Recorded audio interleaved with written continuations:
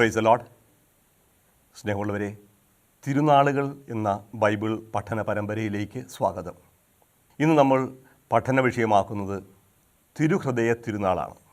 തിരുഹൃദയ തിരുനാളിന് ഒരുക്കമായി എൻ്റെ പഠനത്തിന് ആമുഖമായി ബൈബിളിൽ നിന്ന് ഞാനൊരു ഭാഗം വായിക്കട്ടെ.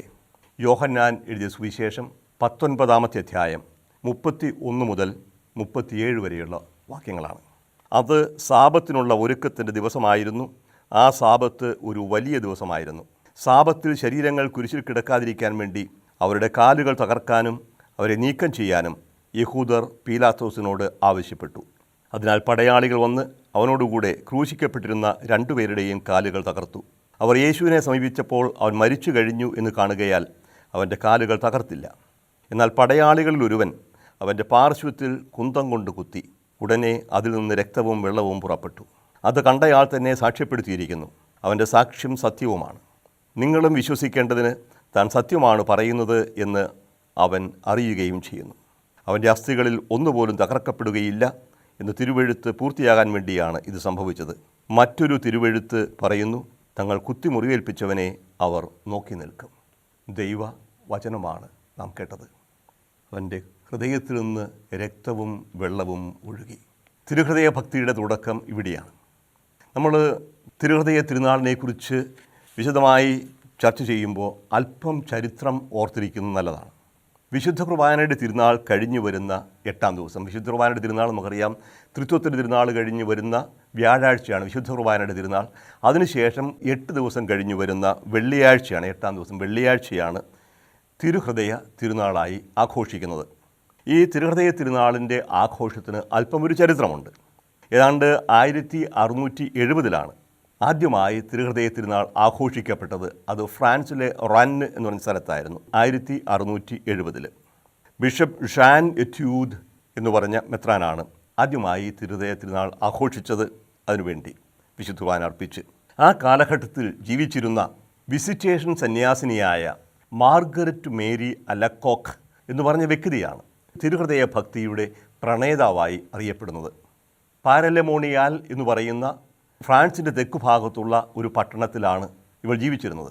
ഈ പാരലെമോണിയാൽ കാണാനായി ഞാൻ എൻ്റെ സുഹൃത്ത് കൊല്ലക്കുമ്പിൽ അച്ഛൻ്റെ കൂടെ ഒരിക്കൽ പോയത് ഞാൻ ഓർക്കുകയാണ്. ഞങ്ങൾ സ്വിറ്റ്സർലൻഡിൽ നിന്ന് പോവുകയാണ്, കാർ ഓടിച്ച് ഒരുപാട് വൈകിയാണ് ചെല്ലുന്നത്. വൈകുന്നേരം ആയപ്പോഴത്തേക്കും സന്ധ്യയാകുമ്പോഴാണ് ഞങ്ങൾ മഠത്തിലെത്തുക. എന്നാലും അവർ സന്തോഷത്തോടു കൂടി ഞങ്ങൾക്ക് വാതിൽ തുറന്നു തന്നു. അവിടെ ഈ പാരലെമോണിയാൽ പോയി മാർഗരറ്റ് മേരി അലക്കോക്കിൻ്റെ ശരീരം സൂക്ഷിച്ചിരിക്കുന്നതും അത്ഭുതങ്ങളെല്ലാം കാണാൻ ഇടയായി. അപ്പോൾ പാരലെമോണിയാൽ എന്ന് പറഞ്ഞ സ്ഥലത്താണ് മാർഗരറ്റ് മേരി അലക്കോക്ക് ജീവിച്ചിരുന്നതും മരിച്ചതും. 1647 മുതൽ 1690 വരെ വെറും 43 വർഷം മാത്രമേ അവർ ജീവിച്ചിരുന്നുള്ളൂ. അവർക്ക് ഒരുപാട് ദൈവ അനുഭവങ്ങളുണ്ടായി, പ്രത്യേകിച്ചും യേശുവിൻ്റെ ഒരുപാട് ദർശനങ്ങൾ. ആ ദർശനങ്ങൾ എല്ലാം തന്നെ തിരുഹൃദയ ഭക്തിയുമായി ബന്ധപ്പെട്ടതായിരുന്നു. അതിലേറ്റവും പ്രധാന ദർശനമുണ്ടായത് ജൂൺ 16-ാം തീയതി 1675 ജൂൺ 16-ാം തീയതിയാണ് മാർഗരറ്റ് മേരി അലക്കോക്കിന് ഏറ്റവും പ്രധാനപ്പെട്ട ദർശനമുണ്ടായത്. ആ ദർശനത്തിൽ യേശുവിൻ്റെ ഹൃദയം ജ്വലിക്കുന്ന ഒരു ഗോളം പോലെ, ജ്വലിക്കുന്ന ഹൃദയം, ആ ജ്വലിക്കുന്ന ഹൃദയത്തിന് ചുറ്റും ഒരു മുൾക്കിരീടം, ആ ഹൃദയത്തിൻ്റെ മുകളിൽ നിന്ന് പുറത്തേക്ക് തള്ളി നിൽക്കുന്ന ഒരു കുരിശ്. ഇതാണ് രൂപം. ഹൃദയം തുറക്കുന്നു, ഹൃദയത്തിൻ്റെ നടുവിൽ ഇപ്രകാരം ചുറ്റും ജ്വലിക്കുന്ന ജ്വാല, ഹൃദയത്തിൽ നിന്ന് മുകളിലേക്ക് തള്ളി നിൽക്കുന്ന കുരിശ്, ചുറ്റുപാടും അതിനെ ഞെരുക്കുന്ന മുൾക്കിരീടം. ഒരു ഭാഗത്തു നിന്ന് വലിയ സ്നേഹത്തിൻ്റെയും ആത്മദാനത്തിൻ്റെയും ചിത്രം, മറുഭാഗത്തു നിന്ന് വലിയ ത്യാഗത്തിൻ്റെയും തിരസ്കരണത്തിൻ്റെയും. സ്നേഹം കൊണ്ട് ജ്വലിക്കുന്ന ഹൃദയം മുള്ളുകൊണ്ട് വരിഞ്ഞു കെട്ടിയിരിക്കുകയാണ്. അപ്പോൾ തിരസ്കരിക്കപ്പെടുന്ന സ്നേഹത്തിൻ്റെ വലിയ ഒരു ചിത്രമാണ് ഇവിടെ കാണുക. ദൈവം എന്തുമാത്രം ആഴമായി മനുഷ്യനെ സ്നേഹിക്കുന്നു, ആ ഹൃദയത്തെ എന്തുമാത്രം വേദനിപ്പിക്കുന്നു മനുഷ്യൻ്റെ തിരസ്കരണം, പാപം, മനുഷ്യൻ സ്വയം നശിക്കുന്നതിനുള്ള ദൈവത്തിൻ്റെ വേദന. ഈ സ്നേഹവും പാപത്തിൻ്റെ കാഠിന്യവും ദൈവത്തിൻ്റെ വേദനയും ഒരുപോലെ ചിത്രീകരിക്കുന്നതാണ് ഈ 1675 ജൂൺ 16-ാം തീയതി മാർഗരറ്റ് മേരി അലക്കോക്കിനുണ്ടായ ഈ ദർശനം. 1765 ഫ്രാൻസിൽ തിരുഹൃദയ തിരുനാൾ ആഘോഷിക്കാനായിട്ട് ആരംഭിച്ചത്.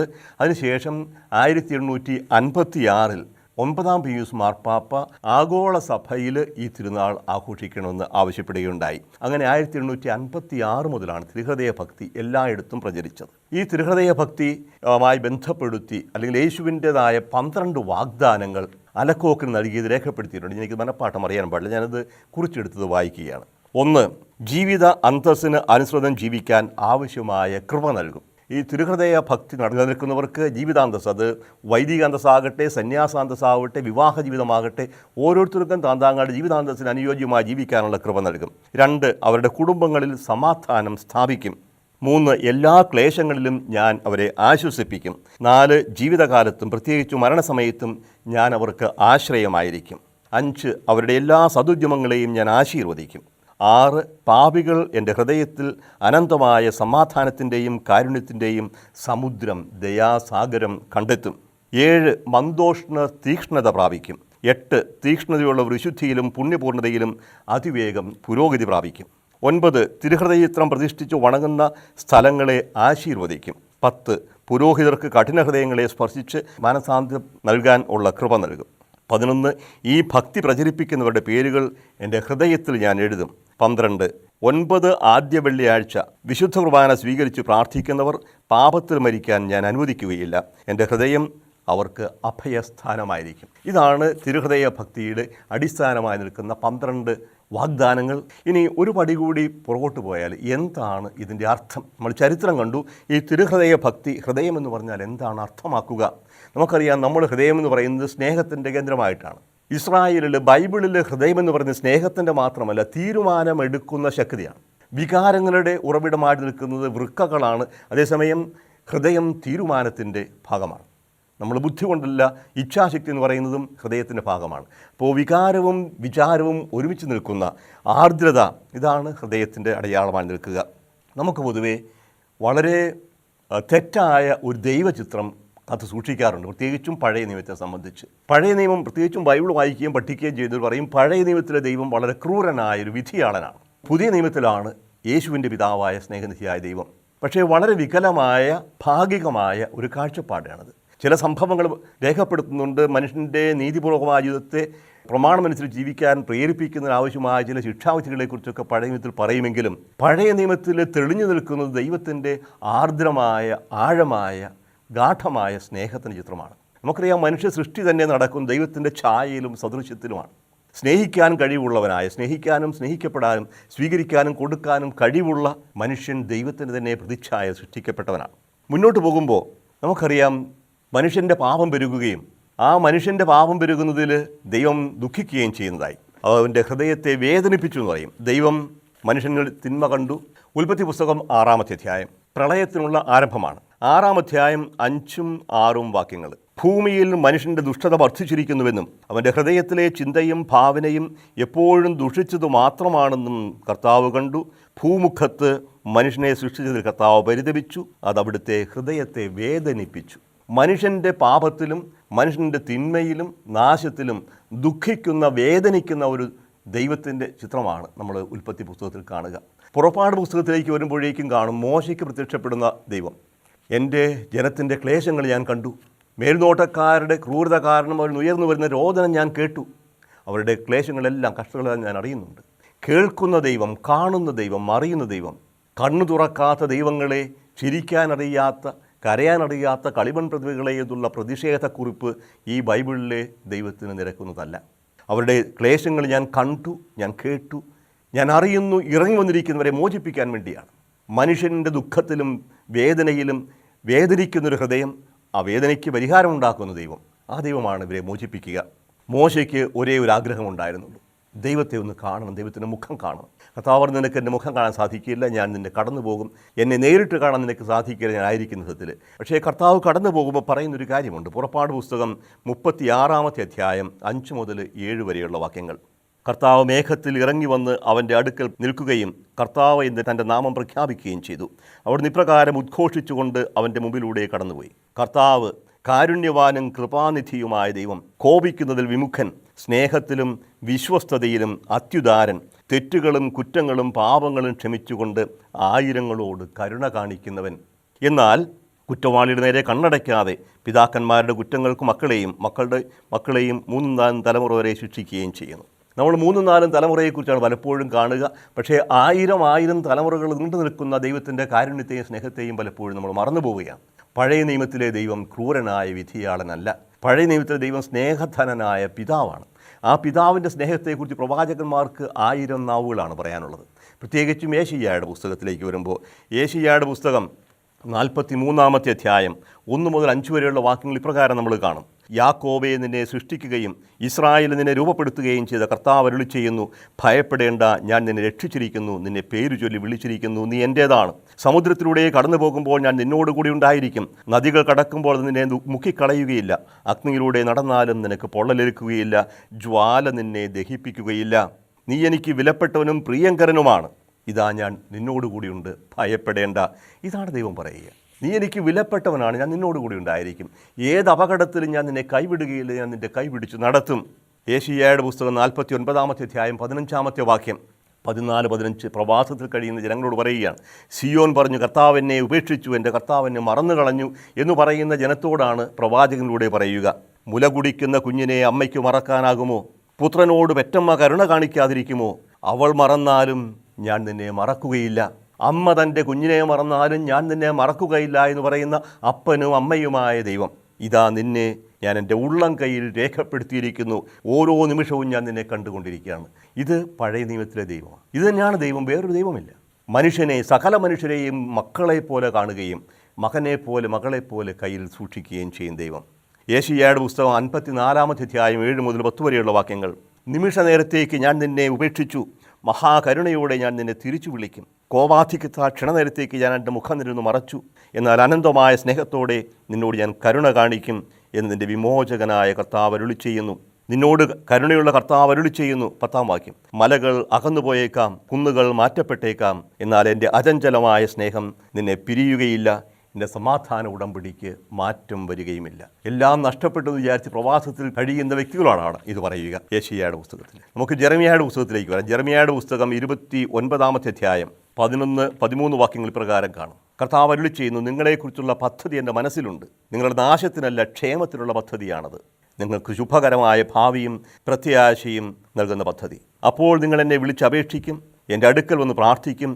ഞാൻ നിങ്ങളുടെ പ്രാർത്ഥന ശ്രവിക്കും. നിങ്ങളെന്നെ അന്വേഷിക്കും. പൂർണ്ണ ഹൃദയത്തോടെ അന്വേഷിക്കുമ്പോൾ എന്നെ കണ്ടെത്തും. നിങ്ങളെന്നെ കണ്ടെത്താൻ ഞാൻ ഇടയാക്കും എന്ന് കർത്താവ് അരുളി ചെയ്യുന്നു. പൂർണ്ണ ഹൃദയത്തോടെ അന്വേഷിക്കുന്നവർക്ക് സ്വയം വെളിപ്പെടുത്തുന്ന, കണ്ടെത്താൻ അനുവദിക്കുന്ന കർത്താവ്. ജെറമ്യായുടെ പുസ്തകം 31-ാമത്തെ അധ്യായം 3-ാമത്തെ വാക്യം. എനിക്ക് നിന്നോടുള്ള സ്നേഹം അനന്തമാണ്, നിന്നോടുള്ള വിശ്വസ്തത അചഞ്ചലവും. അചഞ്ചലമായ സ്നേഹം, വിശ്വസ്തത. കർത്താവിൻ്റെ സ്നേഹത്തിന് ബൈബിൾ കൊടുക്കുന്ന വാക്ക് ഹെസഡ് എന്നാണ്. ഹെസഡ് 2-3 വാക്കുകളുണ്ട്. ഹെസഡ് എന്ന് പറഞ്ഞാൽ അചഞ്ചലമായ സ്നേഹം, ഉടമ്പടിയിലൂടെ ഉറപ്പുവരുത്തിയിരിക്കുന്ന, ഒരിക്കലും ലംഘിക്കാത്ത സ്നേഹമാണ് ഹെസഡ്. സ്ഥിര സ്നേഹം, അചഞ്ചല സ്നേഹം, നിത്യമായ സ്നേഹം എന്നൊക്കെ പറയും. ആഴമളക്കാനാവാത്ത, അവസാനമില്ലാത്ത സ്നേഹം. അതോടൊപ്പം ഉപയോഗിക്കുന്ന മറ്റൊരു പദമുണ്ട്, റഹമ. റഹമ എന്ന് പറഞ്ഞാൽ കൃപ, കരുണ എന്നൊക്കെയാണ് അർത്ഥം. കരുണ, വാത്സല്യം. ഗർഭസ്ഥ ശിശുവിനോട് അമ്മയ്ക്കുള്ള ഭാവമാണ് റഹമ. റഹം എന്നാണ് ഹീബ്രുവിൽ മാതാവിൻ്റെ ഗർഭപാത്രത്തിന് കൊടുക്കുന്ന പേര്. റഹം, മാതാവിൻ്റെ ഉദരം. ഈ ഉദരത്തിലായിരിക്കുന്ന ശിശുവിനോട് അമ്മയ്ക്കുള്ള ഭാവമെന്തോ അതാണ് റഹമ. റഹമാൻ എന്ന് പറയും. ദൈവം റഹമാൻ, അള്ളാഹു റഹമാൻ എന്ന് മുസ്ലിമുകൾ പറയുമല്ലോ. ദൈവം കരുണയുള്ളവനാണ്, കൃപയുള്ളവനാണ്. അമ്മ തൻ്റെ കുഞ്ഞിനെ സ്നേഹിക്കുന്ന പോലെ, അഥവാ അമ്മ സ്നേഹിക്കുന്നില്ലെങ്കിലും അതിനേക്കാൾ സ്നേഹിക്കുന്ന ദൈവത്തിൻ്റെ കൃപ, കാരുണ്യം പ്രവാചകന്മാരിലൂടെ വെളിപ്പെടുത്തുന്ന ചിത്രമാണിത്. അപ്പനും അമ്മയും എന്നെ കൈവിടിഞ്ഞാലും എൻ്റെ ദൈവം എന്നെ കൈക്കൊള്ളും, സങ്കീർത്തകൻ്റെ ഉറച്ച നിലപാടാണ് സങ്കീർത്തകൻ. അതുപോലെ തന്നെ പുതിയ നിയമത്തിലേക്ക് വരുമ്പോൾ കാണുന്നത് സ്നേഹമാണ്. യേശുവിലൂടെ പ്രകടമായത് മുഴുവനും വലിയ സ്നേഹിക്കുന്ന ദൈവത്തിൻ്റെ ചിത്രമാണ്. യേശു പ്രകടമാക്കുന്ന ദൈവത്തിൻ്റെ ഹൃദയമാണ്. ശിക്ഷിക്കുന്ന, ശാസിക്കുന്ന, നശിപ്പിക്കാൻ ശ്രമിക്കുന്ന ദൈവമല്ല. പ്രവാചകന്മാർ ചിലപ്പോഴും ശാസിക്കുന്ന ദൈവത്തെക്കുറിച്ച് പറഞ്ഞായിരുന്നു. സ്നാപയോഹന്നാൻ പറഞ്ഞായിരുന്നു, എനിക്ക് പിന്നാലെ വരുന്നവൻ തീക്കൊള്ളിയുമായിട്ടാണ് വരുന്നത്, കോടാലിയും തീക്കൊള്ളിയുമായി. ഫലം കായ്ക്കാത്തതിനെല്ലാം വെട്ടി തീയിലെറിയാൻ വേണ്ടി അവൻ കോടാലി കൊണ്ടുവരുന്നു, അവൻ തീക്കൊള്ളി കൊണ്ട് കത്തിക്കും. പക്ഷേ യേശു വന്നത് അങ്ങനെ ആയിരുന്നില്ല. യേശു വന്നവർ പറഞ്ഞു, അധ്വാനിക്കുന്നവരും ഭാരമോഹിക്കുന്നവരും എൻ്റെ അടുക്കിലേക്ക് വരുവിൻ, ഞാൻ നിങ്ങളെ ആശ്വസിപ്പിക്കാം. ഞാൻ ശാന്തശീലനും വിനീത ഹൃദയനുമാകിയാൽ എന്നിൽ നിന്ന് പഠിക്കുവിൻ, നിങ്ങൾ ആശ്വാസം കണ്ടെത്തും. ആശ്വസിപ്പിക്കുന്നവനായിട്ടാണ് യേശു വരിക എല്ലായിടത്തും. ആ യേശു പഠിപ്പിച്ച കഥകൾ നോക്കൂ. പിതാവിനെക്കുറിച്ചാണ് യേശുവിന് പറയാനുള്ളത്. 1000 നാവാണ് പിതാവിനെക്കുറിച്ച് പറയുമ്പോൾ. എൻ്റെ അപ്പനാണിതെല്ലാം ചെയ്തത്. ആകാശത്തേക്ക് നോക്കൂ, അപ്പനാണ് ഈ ആകാശം വിരിച്ചത്. സൂര്യൻ ഉദിക്കുന്നതിൻ്റെ അപ്പൻ കൽപ്പിച്ചിട്ടാണ്. മഴ പെയ്യുന്നത് എൻ്റെ അപ്പൻ പറഞ്ഞിട്ടാണ്. എൻ്റെ പിതാവ്. ആകാശത്തിലെ പറവകളെ നോക്കൂ, ആരാണ് ഇവയെ പോറ്റുക?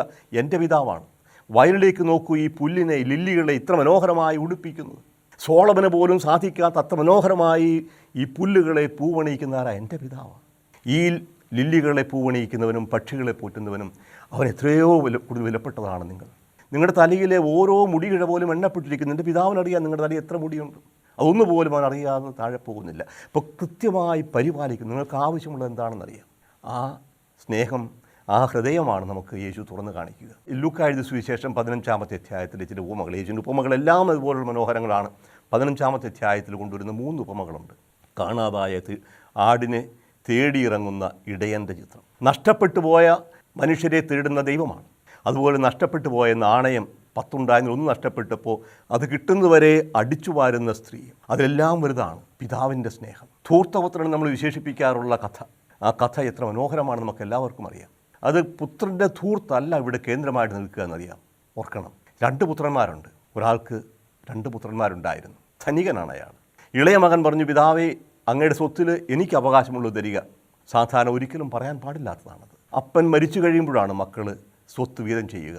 പക്ഷേ ഈ മകൻ അപ്പൻ്റെ കൂടെ താമസിക്കുന്ന എന്തോ വലിയ ബുദ്ധിമുട്ടായി, ഒരു സ്വാതന്ത്ര്യക്കുറവായി മനസ്സിലാക്കിയത് കൊണ്ടോ കരുതിയത് കൊണ്ടോ അവൻ വിട്ടുപോകണം. ഒരു മടിയും കൂടാതെ അപ്പൻ സ്വത്ത് വീതിച്ചു കൊടുത്തു. തനിക്കുള്ളതെല്ലാം വിറ്റു പണമാക്കി അവൻ വിദേശത്ത് പോയി സന്തോഷമായി അഥവാ സുഖമായി ജീവിച്ചു. അന്ന് കൂട്ടുകാരുണ്ടായിരുന്നു ധാരാളം. പക്ഷേ കയ്യിൽ കാശില്ലാതായപ്പോൾ കാലിനും വേണ്ട നോട്ടായ പോലെയായി. പണമെല്ലാം തീർന്നു, ദേശത്ത് ക്ഷാമമായി, കൂട്ടുകാരെല്ലാം എതിലേ പോയി എന്നറിയില്ല, ആഹാരം പോലും ഇല്ലാണ്ടായി. വിശക്കുമ്പോഴാണ് അവൻ പോയി ഒരു ജോലിക്ക് അന്വേഷിക്കുക. ജോലി അന്വേഷിച്ച് ചെല്ലുമ്പോൾ പന്നി മേയ്ക്കലാണ് കിട്ടുക. ഒരു യഹൂദനെ സംബന്ധിച്ച് പന്നി അശുദ്ധമായ മൃഗമാണ്. പക്ഷേ അശുദ്ധമായ മൃഗങ്ങളെ മേയ്ക്കുക എന്ന അശുദ്ധമായ ജോലി ചെയ്യുമ്പോൾ പോലും ആ പന്നി തിന്നുന്ന തവിട് കൊണ്ടെങ്കിലും വിശപ്പടക്കാനായിട്ട് അവൻ ആഗ്രഹിച്ചു. പക്ഷേ സാധിച്ചു, ആരും അവന് കൊടുത്തില്ല എന്ന യേശു. അപ്പോൾ അവന് സുബോധമുണ്ടായി. He came to himself. അവൻ തന്നിലേക്ക് തന്നെ തിരിച്ചു വന്നു. സുബോധമല്ല, അവൻ തന്നെക്കുറിച്ച് തന്നെ വ്യക്തമായ അവബോധമുണ്ടായി. ആരാണ് ഈ ഞാൻ ഇപ്രകാരം പന്നിക്കുഴിയിൽ കിടന്ന് നരഹിക്കേണ്ടവനാണോ? എൻ്റെ പിതാവിൻ്റെ ഭവനത്തിൽ എത്രയോ ആളുകൾ, എത്രയോ വേലക്കാർ ആവശ്യത്തിന് മിച്ചം ആഹാരം കഴിച്ച് സന്തോഷമായി കഴിയുന്നു. അവൻ തന്നിലേക്ക് തന്നെ തിരിച്ചു വരുമ്പോൾ പറയുന്നൊരു കാര്യമുണ്ട്, ഞാൻ എണീറ്റ് എൻ്റെ പിതാവിൻ്റെ അടുക്കിലേക്ക് പോകും. ഞാൻ എൻ്റെ പിതാവിൻ്റെ അടുക്കിലേക്ക് പോയി പിതാവിനോട് പറയും, പിതാവെ അങ്ങേക്കെതിരായും ദൈവത്തിനെതിരായും ഞാൻ പാപം ചെയ്തു പോയി. അങ്ങയുടെ പുത്രനെന്ന് വിളിക്കപ്പെടാനുള്ള അർഹത പോലും എനിക്കില്ല. എനിക്ക് വേണ്ടി ഒന്ന് ചെയ്താൽ മതി. പുത്രനെന്ന് വിളിക്കേണ്ടതിൻ്റെ കാര്യമില്ല, എന്നെ ദാസനെ പോലെ കണക്കാക്കിയാൽ മതി.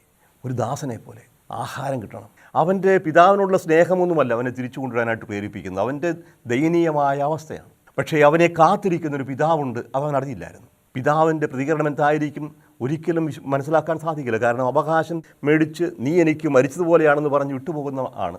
അപ്പൻ മരിക്കുമ്പോഴേ അവകാശം വാങ്ങാൻ സാധിക്കുള്ളൂവെങ്കിൽ ജീവിച്ചിരിക്കുന്ന അപ്പനോട് അവകാശം ചോദിക്കുന്നത് അപ്പൻ മരിച്ചു എന്ന് പറയുന്നത് തുല്യമാണ്. ഇങ്ങനെ മരണതുല്യനായി കണക്കാക്കിയിട്ട് ഉപേക്ഷിച്ച് വന്ന അപ്പൻ്റെ അടുക്കിലേക്ക് മടങ്ങിപ്പോകാൻ അവന് ഒരുപാട് ജാള്യതയുണ്ട്. വിശപ്പ് മാത്രമാണ് അവനെ പ്രേരിപ്പിക്കുക. പക്ഷേ മടങ്ങി വരുന്ന ഈ പുത്രനെ അകലെ നിന്ന് പിതാവ് കണ്ടു. അകലെ നിന്ന് കാണണമെങ്കിൽ പിതാവ് നോക്കിയിരിക്കുകയാണ്. ആ മകൻ ഇറങ്ങിപ്പോയ നിമിഷം മുതൽ വഴിക്കണ്ണുമായി കാത്തിരിക്കുകയാണ് അപ്പൻ. അവന് പിന്നെ സ്വസ്ഥതയില്ല, എൻ്റെ മനസ്സിൽ സമാധാനമില്ല. എപ്പോഴായിരിക്കും എൻ്റെ മകൻ മടങ്ങി വരിക? അവൻ എവിടെയാണ്, ഏതവസ്ഥയിലാണ്? എപ്പോൾ വന്നാലും സ്വീകരിക്കാനായിട്ട് കാത്തിരിക്കുക. ദിവസങ്ങളും മാസങ്ങളും പക്ഷേ വർഷങ്ങളും കടന്നുപോയി. പക്ഷേ അപ്പം ആ ഇരിപ്പ് തന്നെയായിരുന്നു. അതാണ് യേശു നൽകുന്ന സൂചന. അകലെ നിന്ന് തന്നെ അവൻ കണ്ടു. അകലെ നിന്ന് മകനെ കാണുമ്പോൾ തിരിച്ചറിയാത്ത കോലമാണ്. പക്ഷേ അതെൻ്റെ മകനാണെന്ന് അവൻ തിരിച്ചറിഞ്ഞു. ഓടി പട്ടണത്തിലൂടെ ഓടുന്ന വൃദ്ധനായ ധനികൻ. തമാശ നിന്നും ആൾക്കാർ നോക്കി ചിരിച്ചു നിന്നു. പക്ഷേ പിതാവിന് ഒരേ ഒരു ചിന്തയുള്ളൂ, ഇതെൻ്റെ മകനാണ്, ഈ എൻ്റെ മകൻ തിരിച്ചു വന്നിരിക്കുന്നു. ദുർഗന്ധമമിക്കുന്ന ശരീരമാകും അവൻ്റെ, പന്നിക്കുഴിയിൽ നിന്നാണ് അവൻ വരുന്നത്. വസ്ത്രങ്ങളെല്ലാം കീറിപ്പറഞ്ഞവനാണ്, ആഹാരമില്ലാണ്ട് ഒട്ടിയ വയറുമായി. പക്ഷെ അവനെ കയറി പിടിച്ച് ആലിംഗനം ചെയ്ത് അവനെ ചുംബിച്ച് പറഞ്ഞു, വരൂ. മകൻ പഠിച്ച് പ്രസംഗം പറയാനായിട്ട് ശ്രമിക്കുകയാണ്. പിതാവേ, അങ്ങേക്കെതിരായും സ്വർഗത്തിനെതിരായും ഞാൻ പാപം ചെയ്തു പോയി. അങ്ങയുടെ മകനായി പരിഗണിക്കപ്പെടാൻ എനിക്ക് അർഹതയില്ല എന്ന് പറഞ്ഞപ്പോഴത്തേക്ക്, നിർത്തുമോനെ, എനിക്കെല്ലാം അറിയാം, നീ ഇനി പറയണ്ട. മകനെ കുമ്പസാരിക്കാൻ പോലും അനുവദിക്കുന്നില്ല പിതാവ്. അത്രയേറെ സ്നേഹം വഴിഞ്ഞൊഴുകുകയാണ് പിതാവിൻ്റെ ഹൃദയത്തിൽ നിന്ന്. വേലക്കാർക്ക് കൽപ്പന കൊടുത്തു, ഇവനെ കൊണ്ടുപോയി കഴുകി കുളിപ്പിച്ച് വസ്ത്രങ്ങളെല്ലാം മാറി പുതിയ വസ്ത്രം അണിയിക്കുക, ഷേവ് ചെയ്യുക, മുടി വെട്ടുക, പുതിയ മനുഷ്യനാകട്ടെ. എൻ്റെ ഈ മകന് അവൻ മോതിരം കൊടുത്തു. മുദ്രമോതിരം അണിയിക്കുന്ന അവകാശം കൊടുക്കുന്ന രീതിയാണ്, അടയാളമാണ്. ചെരുപ്പ് അണിയിച്ചു, അവൻ ഇനി സ്വതന്ത്രനാണ്, അടിമയല്ല. ഇപ്പം മുദ്രമോതിരവും ചെരുപ്പും പുതിയ വസ്ത്രവും അണിയിച്ച് സ്വീകരിക്കുന്ന പിതാവ് ആരാണിത്? ഭൂമിയിലെ ഒരപ്പനും ചെയ്യാത്ത കാര്യമാണ്. പക്ഷേ ഇതാണ് സ്വർഗസ്ഥനായ പിതാവ്.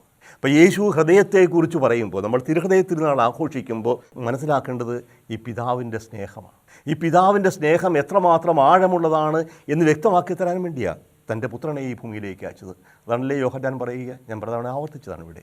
തൻ്റെ ഏകജാതനെ നൽകാൻ മാത്രം ദൈവം ലോകത്തെ അത്രയേറെ സ്നേഹിച്ചു. തൻ്റെ മകനെ നൽകാൻ മാത്രം അത്രയേറെ സ്നേഹിച്ച ദൈവം. അപ്പോൾ അപ്രകാരം എന്നെ സ്നേഹിക്കുന്ന ഒരു ദൈവമാണെങ്കിൽ ആ ദൈവം എന്താണ് എനിക്ക് തരാതിരിക്കുക? ആ ദൈവത്തെ എങ്ങനെ ക്രൂരനായി വിധിയാളനായി എനിക്ക് കാണാൻ സാധിക്കും? എങ്ങനെ ആ ദൈവത്തിൽ ഞാൻ അകന്നു പോകാൻ സാധിക്കും? എനിക്ക് വേണ്ടി കാത്തിരിക്കുന്ന, ഏത് നിമിഷവും മടങ്ങി വരാനായിട്ട് വഴിക്കണ്ണുമായി കാത്തിരിക്കുന്ന പിതാവാണ് ദൈവം. അപ്പോൾ യേശു നമുക്ക് കാണിച്ചു തന്നത് പിതാവിൻ്റെ ഹൃദയത്തിലേക്കുള്ള ഒരു ഉൾക്കാഴ്ചയാണ്. ദൈവം ആരാണെന്ന് യേശു നമുക്ക് വെളിപ്പെടുത്തി തരും. അതിൻ്റെ പൂർണ്ണത കാണുന്നത് കുരിശിലാണ്. അവസാനത്തുള്ളി രക്തം വരെ നമുക്ക് വേണ്ടി നൽകുന്നവൻ, തന്നെ ഒറ്റിക്കൊടുക്കുകയും തള്ളിപ്പറയുകയും അന്യായമായി വിധിക്കുകയും പീഡിപ്പിക്കുകയും അവസാനം കുറ്റക്കാരനല്ലം തെളിഞ്ഞിട്ടും കുറ്റവാളിയായി വധിക്കുകയും ചെയ്യുന്ന സകലരോടും യേശു ക്ഷമിക്കുക മാത്രമല്ല, ക്ഷമിക്കാൻ വേണ്ടി പിതാവിനോട് പ്രാർത്ഥിക്കുകയാണ്. പിതാവേ, ഇവർ ചെയ്യുന്നതെന്ന് ഇവർ അറിയാത്തതിനാൽ ഇവരോട് ക്ഷമിക്കണമേ. ഇതിനേക്കാളും വലിയ സ്നേഹം എന്താണുള്ളത്? യേശു പഠിപ്പിച്ചു 7 അല്ല 70 തവണ, ഇവിടെ 7000 അല്ല 70,000 അല്ല ക്ഷമിക്കുന്ന ഹൃദയം. അപ്പോൾ ദൈവത്തിൻ്റെ ഹൃദയത്തിലേക്കൊരു ഉൾക്കാഴ്ചയാണ് നമ്മൾക്ക് കിട്ടുന്നത് യേശുവിലൂടെ, യേശുവിൻ്റെ കുരിശിലൂടെ. അവരിപ്രകാരം സ്നേഹിച്ചെങ്കിൽ തീർച്ചയായിട്ടും നമ്മളും പരസ്പരം സ്നേഹിക്കണം. അതാണ് യേശു പഠിപ്പിക്കുന്നത്. അപ്പോൾ യേശുവിൻ്റെ തിരുഹൃദയ തിരുനാൾ നമ്മൾ ആഘോഷിക്കുമ്പോൾ, അല്ലെങ്കിൽ തിരുഹൃദയത്തെക്കുറിച്ച് ചിന്തിക്കുമ്പോൾ ദൈവം സ്നേഹമാണ് എന്നുള്ള നിർവചനത്തിലേക്ക് നമ്മൾ വരണം. യോഹന്നാൻ എഴുതിയ 1-ാം ലേഖനം 4-ാം അധ്യായം 8-ാമത്തെ വാക്യത്തിൽ ഒരു നിർവചനമുണ്ട്. ദൈവം സ്നേഹമാണ്. ദൈവം സ്നേഹമാണ്. ആ ഒരു നിർവചനമാണ് ഈ ഹൃദയത്തിലൂടെ കിട്ടുക. ഹൃദയം സ്നേഹത്തിൻ്റെ, വിങ്ങുന്ന സ്നേഹത്തിൻ്റെ അടയാളമാണ്. മാതൃഹൃദയമെന്നല്ലേ പറയുക. അപ്പോൾ ദൈവത്തിൻ്റെ മാതൃത്വം പ്രകടമാക്കുന്നതാണ് വാസ്തവത്തിൽ ഹൃദയം. പിതാവിനെക്കുറിച്ച് പറയും, പിതാവിൻ്റെ സ്നേഹമാണ് ഇവിടെ കണക്കാക്കുക. പലപ്പോഴും പിതാവിനെക്കുറിച്ച് നമുക്ക് തെറ്റായ ധാരണകളാണുള്ളത്. അത് തിരുത്താൻ വേണ്ടിയാണ് ഞാൻ ഇത്രയും പറഞ്ഞത്. യേശു പറഞ്ഞ ധൂർത്തപുത്രൻ്റെ അഥവാ സ്നേഹം ധൂർത്തടിക്കുന്ന പിതാവിൻ്റെ കഥ. ഇപ്രകാരമുള്ള ഒരു സ്നേഹം നമുക്ക് പ്രകടമാക്കുന്നതിന് വേണ്ടിയാണ് യേശു തൻ്റെ ഹൃദയം നമുക്ക് തുറന്ന് കാണിച്ചു തന്നത്. മുൾക്കിരീടമണിഞ്ഞ ഹൃദയം.